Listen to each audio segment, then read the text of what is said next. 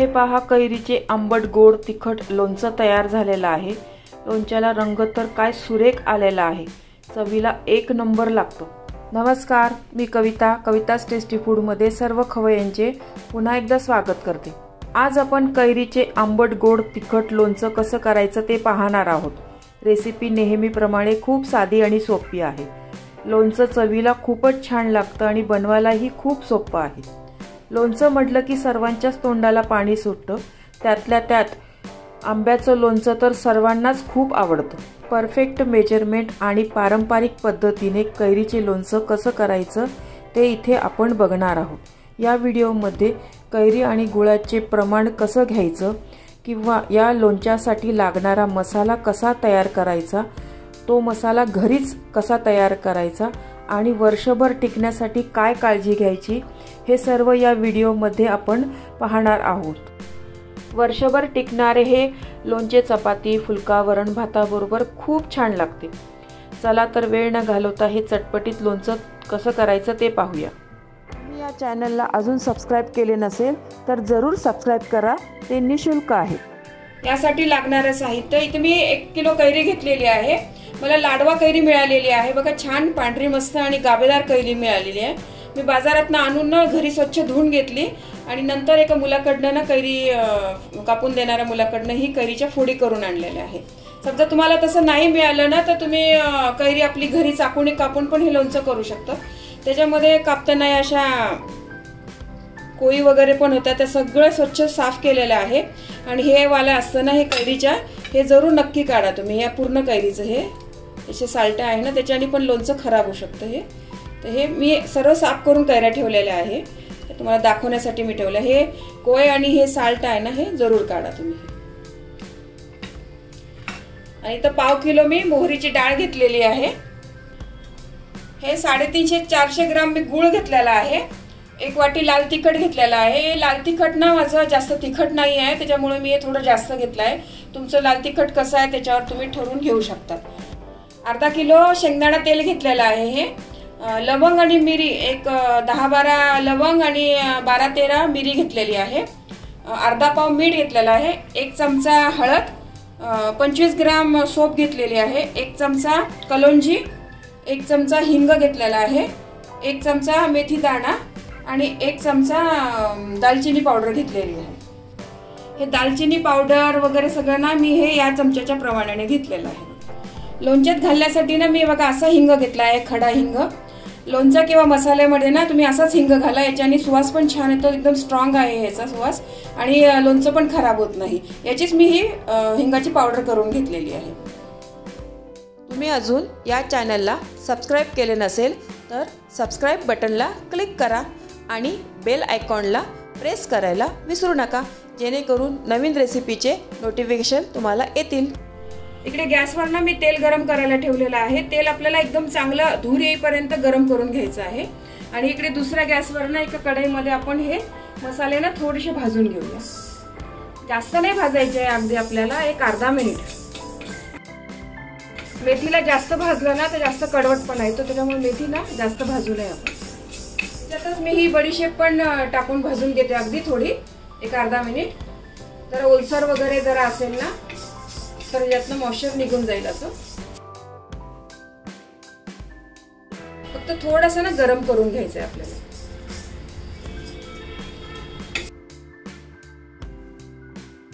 हे झाली आता गरम, मी काढून घेते। याच कढईमध्ये ना मोहरीची डाळ पण आपण एक अर्धा मिनिट फक्त भाजून घेऊया। इथे मी मोहरीची डाळ आहे ना थोडी जास्त प्रमाणात घेतलेली आहे, कारण माझ्या घरी मुलांना आमच्या खार जास्त आवडतो म्हणून। तुम्ही थोडंसं कमी प्रमाण घेतलं तरी चालतं। त्यात मी 1/2 किलो घेतलेली आहे मोहरीची डाळ। अगदी अर्धा मिनिटच आपल्याला गरम करायची।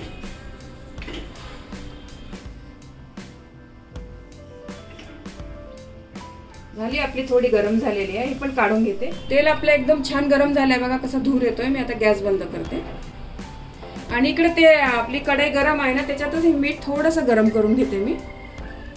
आणि लोणच्यासाठी तुम्ही मीठ घेत असाल ना तर नवीन पुडीच थोडा तुम्ही, आधी आपण जे वापरत असतो ना ते नका, त्याला जरा ओलसरपणा पण असू शकतो। कढई गॅस बंद केलेला आहे मी आता। गरम आपली कढई आहे ना त्याच्यातच थोडंसं मीठ असं भाजून घे. मेथी आणि बडीशेप ना आता गार झालेली आहे. मी मिक्सरच्या भांड्यात ना एकदम बारीक पावडर नाही करायची, थोडी जाडसरच पावडर करून घेते. या मिक्सरच्या भांड्यामध्ये मी आधी दालचिनीची पावडरच केलेली आहे म्हणून मी तेच वापरते आहे. आणि लोणचं करताना ना तुम्ही पाण्याचा हे बघा, म्हणजे लक्ष ठेवा की पाण्याचा हात कुठे लागणार नाही आपलं, त्याच्याने पण लोणचं खराब होण्याची भीती असते. मेथी दाणा आणि बडीशेप मी असं बारीक करून घेतलेला आहे बघा, जास्त बारीक नाही केलेला आहे. आणि तेल पण आपलं थोडंसं गार झालेलं आहे. तेल अगदी थोडंसं गार केलेलं आहे. मी एक मिरी टाकून बघितली होती बघा. आता हे बाकीचे पण लवंग आणि मिरी टाकते याच्यामध्ये आणि हे हिंग टाकते.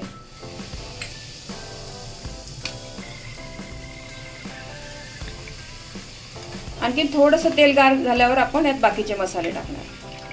आता आपण लाल तिखट वगैरे टाकले ना तर जळून जाईल ते, हळद वगैरे. एक 5 मिनिटांनी टाकणार मी. 5 मिनिट झाले आहे बघा. मी तेल थोडं ना आणखीन गार करून घेतलं. याच्यामध्ये आता मी कलोंजी टाकते, दालचिनीची पावडर, हे बडीशेप आणि मेथी दाणा आहे ना ते पण टाकते. हा मसाला आहे आपला तेलामध्ये ना छान भाजतोय बघा. हा ही मोहरीची डाळ,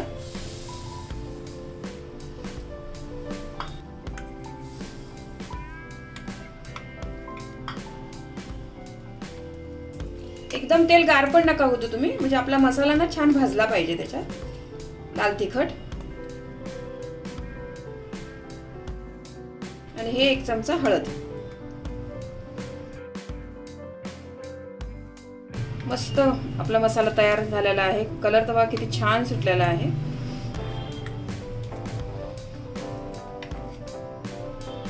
आता आपण याला पूर्ण गार होऊ द्यायचं आणि मग बाकीचं हे टाकूया त्याच्यामध्ये, गूळ वगैरे. मीठ पण मी आताच टाकून घेते याच्यात.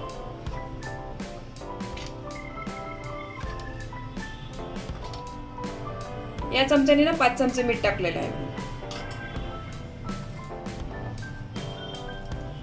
कमी जास्त वाटलं ना तर तुम्ही परत याच्यात टाकू शकता लाल तिखट, मीठ वगैरे.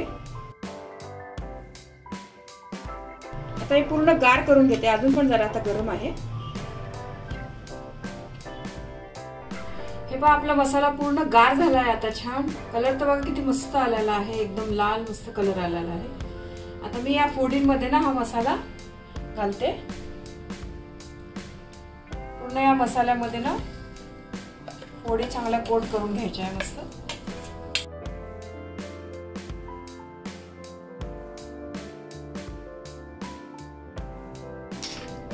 हा मसाला आपण कालवतोय ना तर स्टीलचंच भांडं घ्या, स्टीलचं नाही तर काचेचं.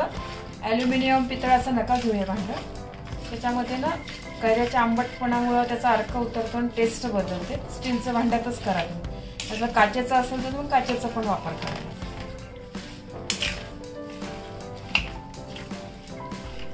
कैरी आणि मसाला बघा एकदम छान मी एकजीव केलेला आहे आता. आणि याच्यामध्ये ना आता मी गूळ घालते. हा गूळ ना मी 350-400 ग्राम घेतलेला आहे. तुम्हाला जर कमी गोड पाहिजे असेल ना तर तुम्ही पाव किलो पण गूळ घेतलं तर चालेल. पण माझ्या घरात ना थोडंसं आंबट गोड असं तिखट जर असं गोडसर आवडतं म्हणून मी थोडं जास्त टाकलं आहे. तुम्ही थोडा कमी टाकला तरी चालेल. आता हे पूर्ण आणखीन परत मस्त एकजीव करते. हे हा गूळ आहे ना कैरीच्या फोडींमध्ये, मसाल्यामध्ये छान मिक्स झाला पाहिजे.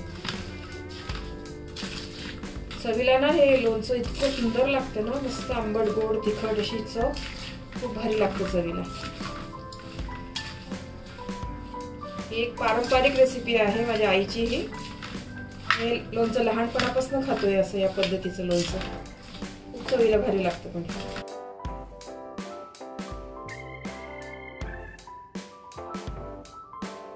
गूळ मी छान मिक्स केलेला आहे या मसाल्यामध्ये कैरीच्या. आता आपण हे 2 ते 3 दिवस ना असं झाकून ठेवूया. फक्त सकाळ संध्याकाळ तुम्ही हलवत राहायला, म्हणजे गूळ वगैरे चांगला एकजीव झाला पाहिजे. आणि नंतर आपण हे लोणचं भरणीत भरूया. हे 3 दिवस ना मी असं झाकून ठेवते, पण सकाळ संध्याकाळ ना त्याला एकदा खाल्लवर करायचं, असं हलवायचं. मस्त मुरलंय बघा आपलं लोणचं. हे लोणचं मी 3 दिवस ना कढईमध्ये मुद्दामून असं ठेवलं होतं की आपल्याला मसाला, गूळ वगैरे ना या कढईमध्ये असं ठेवल्यामुळे ना रोज सकाळ संध्याकाळ हलवता यावं म्हणून असं बरणीमध्ये ठेवलं असताना तर व्यवस्थित हलवता येत नाही. आता आपला गूळ वगैरे ना छान विरघळला आहे बघा याच्यामध्ये. तर आपण आता बरणीमध्ये हे लोणचं भरूया. यासाठी ना मी काचेची ही भरणी घेतलेली आहे. छान उन्हामध्ये ना वाळवून घेतलेली आहे एक दिवस. आता मी ना हिला हिंगाची थोडीशी धुरी देणार आहे, तर ते दाखवते तुम्हाला. आपण आता ना धुरी देऊया. या कढईमध्ये ना मी थोडासा हिंग घालते. हे हिंग असा गरम होतोय ना, तर धूर येतोय ना, तर आपण हे असं भरणी याच्यावर धरायची. लोणचं मग आपलं खराब होत नाही याच्यामुळे असं केल्याने. झाकण पण धरायचं.